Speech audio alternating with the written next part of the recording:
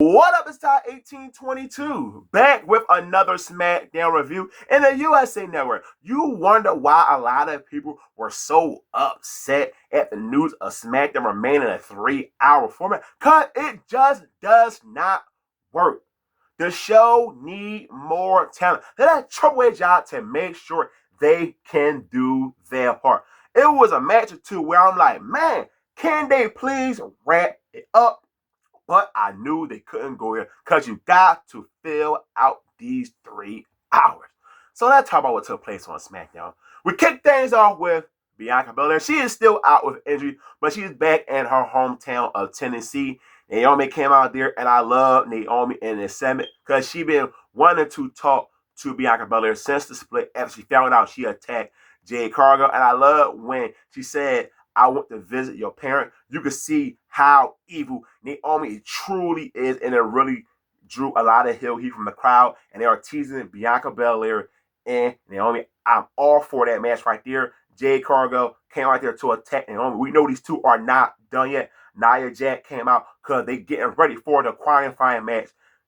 Jade Cargill, Naomi, Nia Jax, silent match, and I was so happy. Naomi is the winner. She needs to be rewarded for the good work she's been doing in the WWE. And Naomi in the Money in the Bank match, I'll be all for her winning next Saturday. JC versus R-Truth. This match got settled because backstage R-Truth was talking to all 3 individuals, and R-Truth continues to be comedy gold. JC squashes R-Truth. That's all they needed to do in that match. Jimmy Uso came out there to save R-Truth. Solo was not a fan of JC attacking Jimmy Uso. It's looking like Solo trying to bring back Jimmy Uso back to the family, but I am not for this at all. Jimmy Uso is so directionless in the W. We know with Jey Uso at today, I hope they can find something for Jimmy Uso because this not working for me one bit. So we had the Street Profits come out, and Street Profits talk about, the tag team division and everything. And we had all the tag teams like the Guns, DIY, and get the Wyatt 6 again. But this segment really didn't do anything for me at all. I'm not sure what was the point of the segment. It's not building up to a tag team championship match that's going to take place next week on Money in the Bank. My guess is they just wanted to showcase the Wyatt 6 once again. I have no issue with that. But overall, this segment was hot garbage. And the Street Profits, please, I need the old theme song back. Because every single time that music plays, the crowd does not react to the Street Profits. When they're in the ring, that's when they react. But when they had their own theme song, the crowd felt the energy of that theme song. And that's why Death Rebel completely sucks ass. Lars Garza versus Ray Phoenix and Javon Evans from NXT. They're doing this because Worlds Collide will come on next Saturday on YouTube. A show I think I might tune in to. Eat the page on commentary. Javon Evans looked good in this match. It's great for him to be in front of an audience like this. A lot of people who watch NXT are watched by a much smaller fan base compared to what you see on SmackDown. Barboza get the win with the help of Ethan Page. Selena Vega versus Alba Fire. I like Selena Vega, but man, her being this U.S. champion, I really don't care for it. And this match went on too goddamn long. It had 2 commercials. A Selena Vega match with 2 commercials. Are you kidding me? Oh my God. I wish Chelsea Green be the champion. But right now, Chelsea Green got a broken nose. She suffered in that match against Selena Vega. Get well, Chelsea Green. Man. And then they teasing Julia and Selena Vega. I'll be all for Julia defeating Selena Vega for this championship. Selena Vega is just not a champion. The crowd really not invested in Selena Vega as the U.S. Women Champion. Every single time I see Selena Vega match, I just want it to end because she does not entertain me in a ring one bit. I prefer Selena Vega being the manager like she was with Andrade.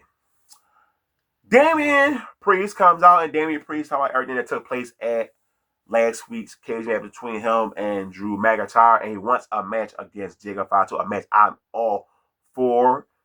And then we have another qualifying match, Carmelo Hayes, Andrade, and Jacob Fatu. This was the match of the night. Went on long, of course, because SmackDown needs to do it. They got to fill time, people. So it is what it is. So happy in September, SmackDown will be at 2 hours. But they might troll us and say, no, it'll return 2 hours in 2026. I just want to throw it out there. And of course, Solo comes out there being a distraction. And Jacob Fatu did not win. Andrade got the victory. I'm upset because I wanted Carmelo Hayes to be the winner for this match. But I'm not surprised one bit because I did not put all my stock in Carmelo Hayes winning the Andre Memorial Battle Royal. I knew it would not mean shit. So, Triple H, when it comes to Carmelo Hayes, I completely give up. And also, I got to mention, Jimmy Uso did come out there from what took place earlier on the show.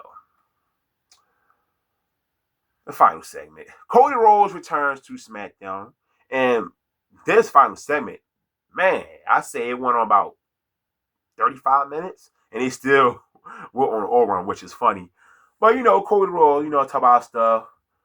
Losing the championship, selling his soul when The Rock, talking about when The Rock wanted him to sell his soul and stuff with John Cena. He felt like he played a part in ruining wrestling because John Cena is the WWE champion. But then he brings out Jey Uso, and that's when this segment really got good for me. Jey Uso so over with the crowd. I love just watching his entrance. So electrifying to watch. Then John Cena comes out.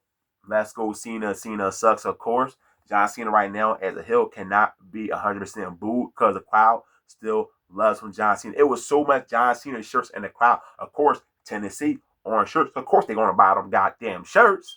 But then John Cena brings out Logan Paul. And I love how John Cena was saying how Logan Paul represents everything about the WWE.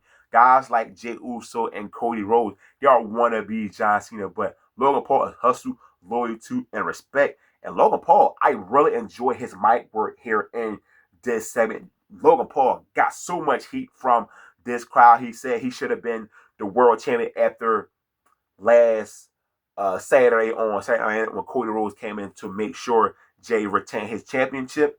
Then we had a brawl between these four guys to build the Money in the Bank tag match next week. Cody Rhodes and Jey Uso takes out Logan Paul. And the good thing about Logan Paul being with John Cena, it can put more heat on John Cena being with someone like a Logan Paul who is a heat man, because John Cena just cannot draw the boos that I know he want and which he could do. But maybe putting him with Logan Paul will do the job. I'm really intrigued to see how the crowd are going to react to John Cena being with Logan Paul. So I like this. I like the opening segment. I like the triple threat match that took between Melo, Andrade, and Jacob Fatu. But besides that, man, the whole SmackDown episode was just one big giant waste of my goddamn time. Those three things could not make me say this was a good show when it's a 3-hour show. And that's the main issue for me. I know I'm going to keep bringing it up so much, but it's just the way I feel. It's hard to not keep bringing it up about SmackDown being a 3-hour show. So let me end the review right here. If you watch Friday Night SmackDown, give me your thoughts on this show. I'll respond back in the comment section to everybody per usual. Hit the like button on this video. And as always, don't forget, hit the subscribe button. I'm out. Peace.